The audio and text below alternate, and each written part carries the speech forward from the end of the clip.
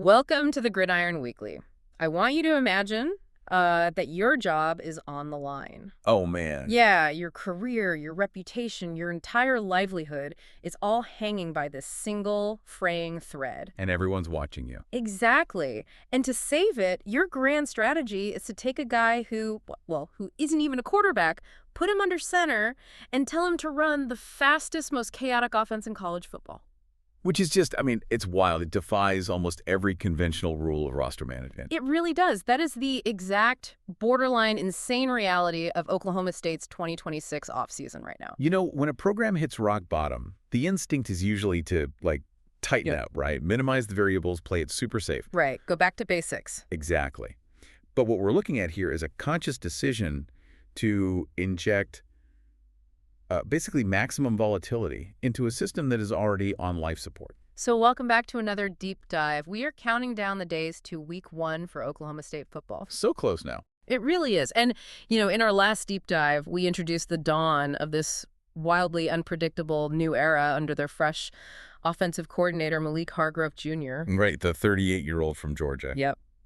But today's mission is to move past those polite introductions. We are digging into the actual messy execution of his plan. The nuts and bolts. Yeah, the radical offseason roster changes, the pivotal spring game beta test, and the absolutely grueling 2026 schedule that is going to determine the fate of this entire program. And we really have to ground ourselves in the stakes here because, honestly, the context is pretty grim. It's bad. Head coach Francis Eaton is sitting on a seat that isn't just hot. It is scorching.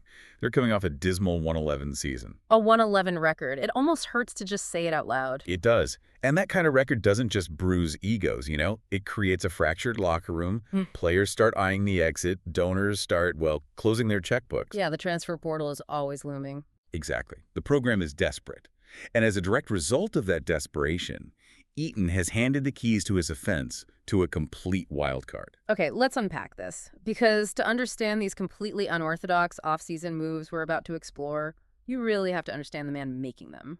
For sure. Francis Eaton had to swing for the fences. Right. So enter Malik Hargrove Jr. He's 38, hailing from Georgia. And I get the theory of needing a culture shock, but let's be real here. Hargrove is completely unknown at the college level. Literally zero track record there. Yeah.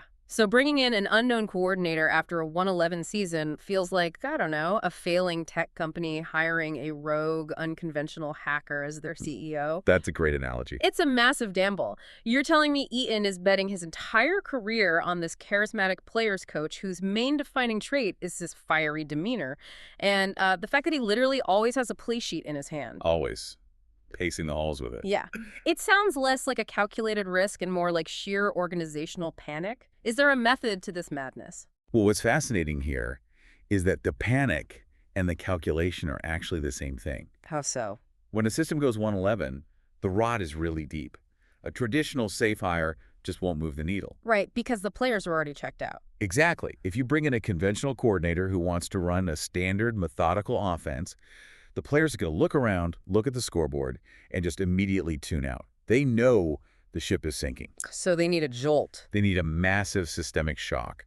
And Hargrove brings that intensity. He relates to these guys not as some distant authoritarian, but as someone in the trenches with them. The ultimate players coach. Yeah. Yeah. And the fact that he is constantly scheming, walking the halls with that play sheet, endlessly looking for new ways to attack defenses, it sends a very specific psychological message to a defeated roster. Which is what? Which is, we are going to outwork and outsmart the opponent, and we're starting right now. And Eaton hasn't just hired him. He's given him total unquestioned freedom to build the offense his way. Man, but knowing Hargrove's mandate to just shake things up, that really only solves half the problem. Right, you still need the players. Exactly. The real question is, how do you actually execute a high-speed, fast-break offense when you look at the raw materials he has to work with? The recruiting reality. Yeah.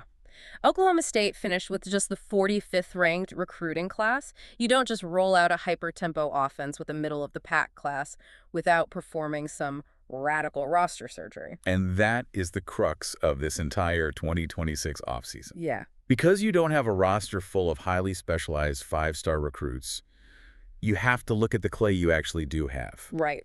The core tenet of Hargrove's system is getting your best athletes the ball in space. Speed, balance, and tempo. Exactly. If you had the 45th ranked class, you cannot line up and try to outmuscle your opponents. The math just doesn't work. Right. Your offensive lineman might be, what, a half second slower or 20 pounds lighter than the defensive tackles they're facing? Precisely. Right. So how do you neutralize that talent disparity?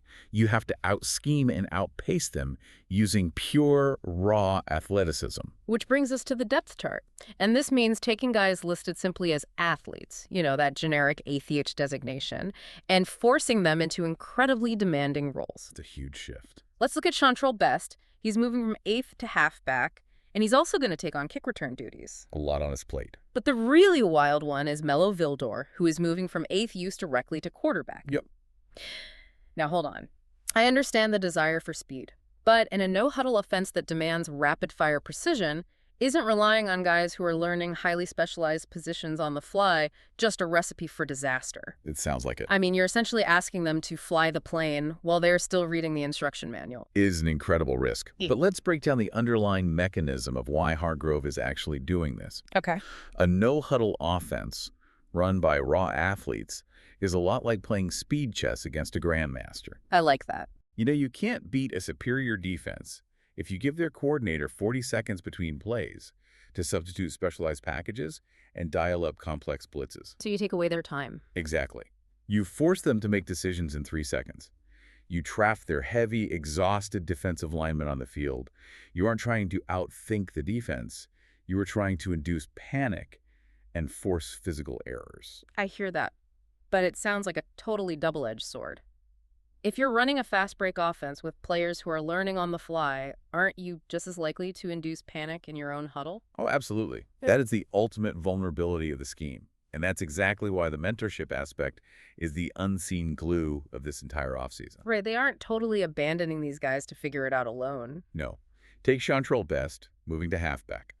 He has Rodney Fields Jr., who is this key returning veteran halfback, tasked specifically with showing Best the ropes. Which is crucial. Yeah, because a general athlete stepping into the backfield doesn't just need to learn how to take a handoff. They need to learn the microscopic details of pass protection. Picking up blitzes. Exactly. How to read the leverage of a blitzing linebacker, and how to operate within the chaotic timing of a fast break system. Fields Jr. is essentially serving as an on-field translator for Hargrove's complex language. And then you have the situation at quarterback. Because if putting Best at halfback is a risk, putting Mello Vildor under center is an absolute high-wire act. It is. But look at the arithmetic of a running quarterback. Wow. When Vildor's at QB, the defense has to account for him as a runner on literally every single snap. Right. Mathematically, it changes a traditional 11-on-11 game, where the quarterback just hands the ball off and becomes a spectator into an 11-on-10 game. Oh, wow. You effectively force an unblocked edge rusher or linebacker to freeze, trying to guess if Vildor kept the ball. You are artificially giving your outmatched offensive line an extra blocker just through the threat of Vildor's raw speed. Here's where it gets really interesting, though. Put yourself in the shoes of the fans in the stands for the upcoming spring game. Right. The spring game is going to be wild. You aren't just watching a scrimmage, you're watching a live beta test. Because this fast break offense is utterly useless without a distributor who can make those split-second decisions. The point guard of the offense. Yes. This offense sounds like a drag racing car. You've got these incredibly fast wide receivers on the outside acting as the aerodynamic chassis, but the engine, the actual quarterback battle between the converted athlete Mello Vildor and House Henchny, is literally being built in real time during the spring game. I agree completely. The spring game is going to be the most revealing stress test of Eaton's entire tenure. Because Vildor and Henchny are the ones getting the starting reps. Right. They're essentially auditioning to be the brain of Hargrove's offense. In a no-huddle, the quarterback has to read the defense, communicate the adjustments, and snap the ball before the defense can even catch their breath. Which is a huge mental load. Exactly. Can Vildor, a converted athlete, process the defensive rotations at that speed? Can Hendy command the tempo consistently? And if they can process it, they certainly have the weapons to execute. Let's look at this wide receiver room for a second. Gavin Freeman, Talon Chetron, Shamar Rigby, and Jalen Lloyd. So much speed. This group is built for pure, unadulterated speed.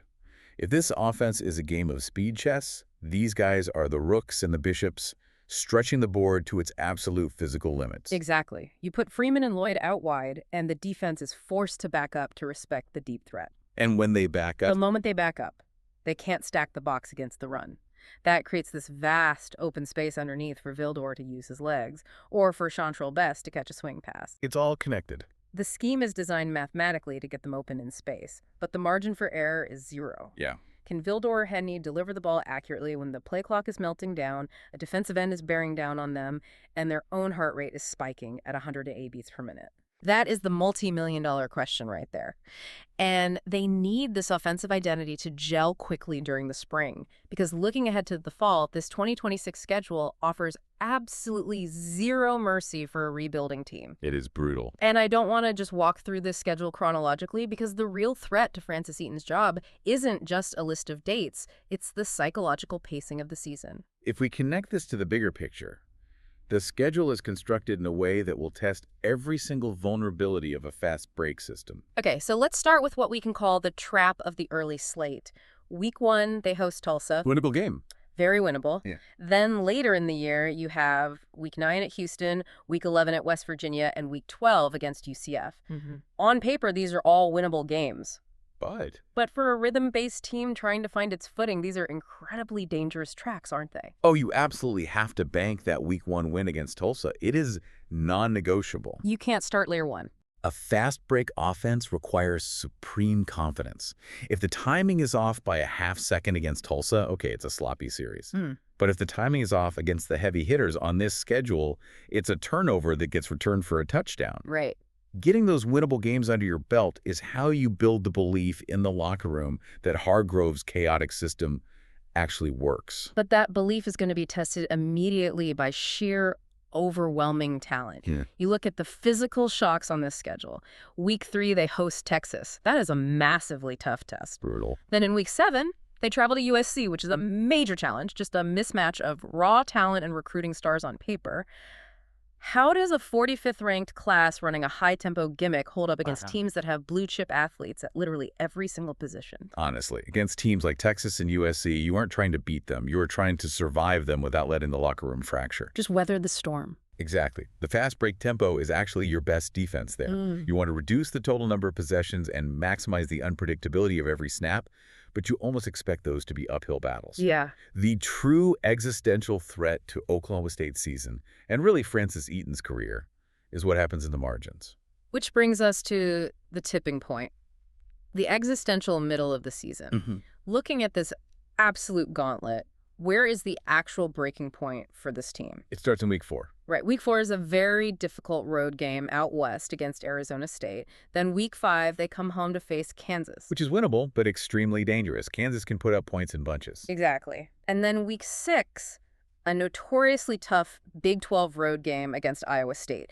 It feels like that 3-week stretch could completely break this team before the offense even fully installs. That stretch is the crucible. Think about the psychological compounding here. Okay. If you drop that very difficult road game at Arizona State in Week 4, the team might just write it off as a tough road environment. But if you let that disappointment bleed into Week 5, and suddenly you lose a shootout at home to a dangerous Kansas team, the morale can shatter instantly. That's when the doubts creep in. Exactly. Yeah. Veterans start doubting the 38-year-old coordinator. The repurposed athletes start questioning their new positions. And then you immediately have to pack your bags and go to Ames to play Iowa State in Week 6. Oh, that's rough. You're taking a tempo-based, fast-break offense that relies on speed and rhythm, and you're putting it on a field in freezing weather against a notoriously disciplined Iowa State defense that just excels at keeping everything in front of them. It's a stylistic nightmare. It is the ultimate test of resilience. Can Hargrove, stepping into his role as the ultimate player's coach, keep these repurposed athletes believing in the system when they take a tough loss? Right. Can Melo Vildor command a no-huddle offense when his hands are frozen and the crowd is screaming? If they survive that middle stretch, even just splitting those games, it validates the entire offseason experiment. But if they don't... But if they collapse, the dominoes will fall rapidly through the back half of the schedule. And there is no real reprieve at the end of the tunnel. Even if they navigate the middle, they still face a very difficult road test at Kansas State in Week 10.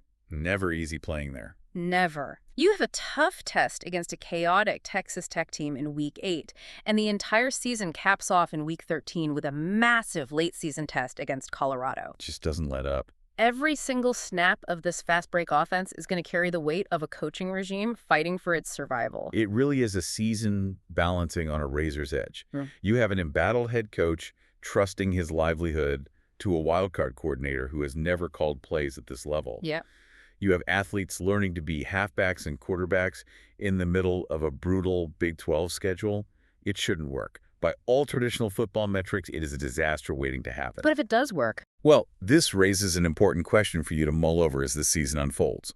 If Malik Hargrove Jr.'s massive gamble succeeds, if a 45th-ranked recruiting class of raw athletes can execute a chaotic fast-break offense and survive this schedule, does it prove that traditional football positions are becoming obsolete? Oh, wow. Are we entering an era of college football where you no longer recruit a quarterback or a halfback, but you simply recruit pure, raw speed and figure out where to plug it in later? That is a fascinating thought to leave on. If the explosion manages to build the mansion, every other struggling program might just start buying dynamite. Seriously. Thank you so much for joining us on this deep dive. Keep questioning the system, keep analyzing the game, and we will catch you next time.